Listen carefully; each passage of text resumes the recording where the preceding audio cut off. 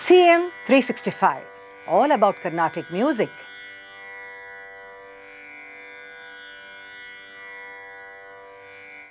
Today I'll be discussing something related to Carnatic music, that is the operas. You must be wondering, what is opera to do with Carnatic music? But then, you must be aware that Sri Tyagarajar composed two beautiful Geya Natakas or operas, that is the Prahalada Bhakti Vijayam and the Nauka Charitram, about which I thought I'll share with you in the subsequent episodes. But before actually talking about these works, I was really amazed when I went through the whole script of that particular Geya Nataka, or the opera that he has composed. And though we may say that Tyagarajar, most of the compositions came as an outpour of his devotion to Lord Rama and all, this work really shows what a master he was, because composing operas is not a joke at all, because you have to know so many things. You have to be a master rather in so many aspects if you have to compose an opera. Now, what is an opera actually first? Opera is a musical drama. Now, in ordinary drama, we see that the music, even if it's there, for example, it is just incidental in the sense that sometimes as some background score or something it may occur.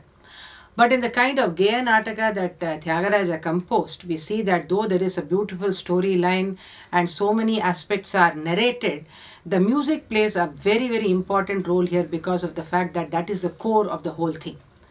And we see that the nucleus of these operas actually, we can find them in Jayadeva's Ashtapadi. And one of the best operas we could say in Sanskrit is the Krishna Leela Tarangani of Sri Narayana Tirthar, which happens to be have composed in the 16th century. Now, operas are actually very, very interesting forms. The word opera is a Western terminology, of course. And we see that there are such luxurious and beautiful opera houses there in the West, where they stage all these operas. And in India, the kind of operas that Tyagaraja composed, we call them as Geya Nataka, and which actually consists of poetry, music, dance and symbolism. Now, if you take another format called a Nritya Natakam, where you see that the dance element is very, very important, whereas as I mentioned earlier, in Geya Nataka, the music plays a very, very important and powerful role. And this kind of Geya Nataka is a treat both to the ear and the eyes. Now, coming to the qualities, or rather what are the special genius that one must possess in order to compose these Geya Natakas.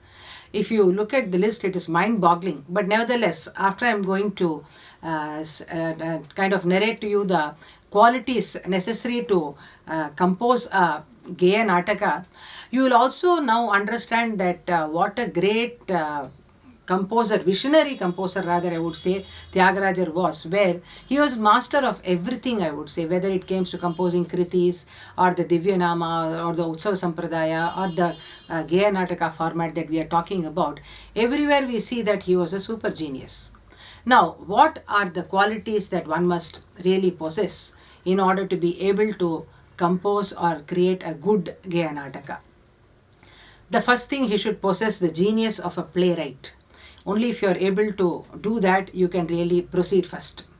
The second thing is insight into human nature, because various qualities, the dramatic qualities that you are going to portray through the particular Geya Nataka, for that you have to have a perfect understanding of the human nature. Then, powers of effective characterization.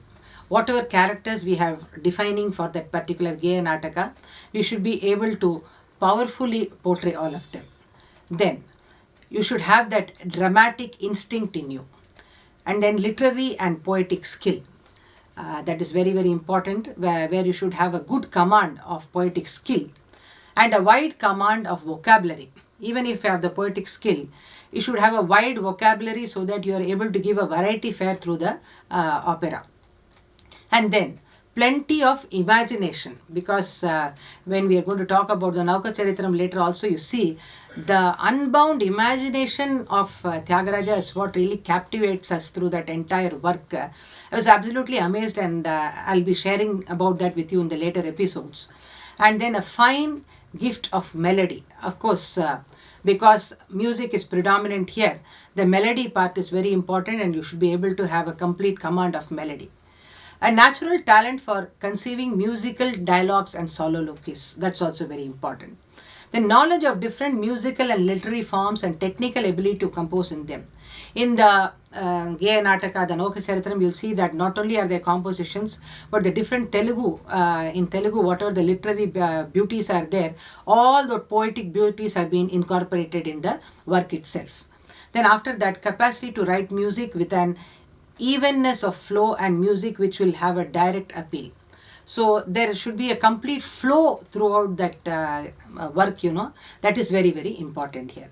Then skill at Sahitya, of course, you should be able to have a powerful way of writing the Sahitya. Capacity for beautiful comparisons through the whole work.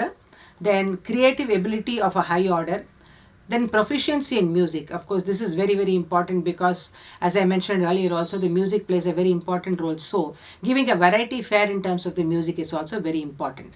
So, that also calls for a perfect understanding of the raga, their nuances, the talam, the bhava of the lyrics, and how should that be, what kind of raga will complement that bhava of the lyrics beautifully. All this has to be there in the thought process of the composer.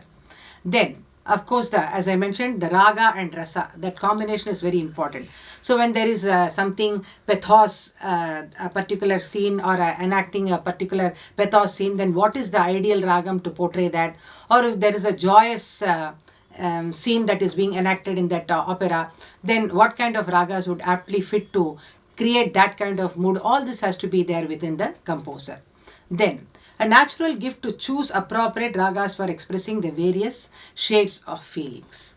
Then, capacity to introduce appropriate fictitious characters and incidents to heighten the interest of the play.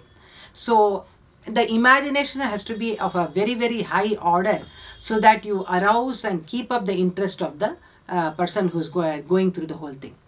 And then, of course, finally, the mind's ear and the mind's eye to see how the whole thing will look like when performed on the stage. So here, though we see that it is a story that has been, the Naukacharithram is the story of the travel of the Gopikas and Krishna on a boat. There what is happening is that when you look through the entire work, you see that though there are songs and other kind of passages, the beautiful connection that is there throughout is something absolutely amazing here.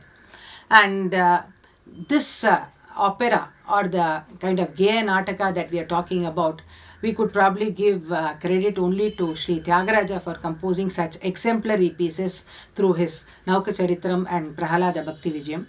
Of course, we have the Ramanataka Kirtanas and the Arunachala Kavirayar's Ramanataka Kirtana and the Nandanar Charitram of Gopala Krishna Bharati, which also are on similar lines. But this work of Tyagaraja is absolutely a class apart in terms of the level of imagination that is incorporated both from the storyline as well as from the musical point of view. CM 365, all about Carnatic music.